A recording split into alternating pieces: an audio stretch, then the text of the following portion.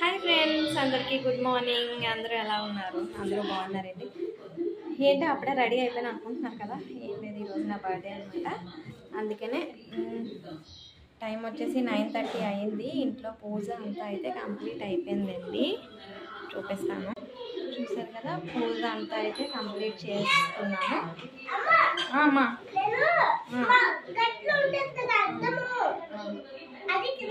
మా గణేష్ బాబు అయితే ఈరోజు స్కూల్కి కూడా వెళ్ళలేదు. చూస్తాను పదా. ఇంకా ఇప్పుడైతే మేమైతే గుడికి వెళ్తాం అన్నమాట.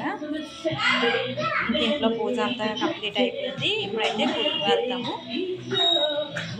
మా హస్బెండ్ కూడా ఉన్నారు.